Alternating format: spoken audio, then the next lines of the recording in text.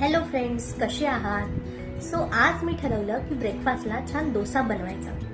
पण बऱ्याच वेळा काय होतं की आपला डोसा नीट बनतच नाही. सो त्यासाठी मी आज तुमच्यासोबत शेअर करणार आहे छोट्या छोट्या टिप्स. नक्की बघा, त्यामुळे तुमचा डोसा अगदी परफेक्ट बनणार. सो चला डोसा बनवायला स्टार्ट करूया. सो सर्वात आधी एक नॉनस्टिक डोसा पॅन घ्या. त्याला थोडं गरम करा, जास्त गरम नको करायला. त्यावर थोडं डोसा बॅटर घाला आणि मध्ये प्रेस करून मग बॅटर स्प्रेड करायला घ्या आणि छान बॅटर असं पातळसर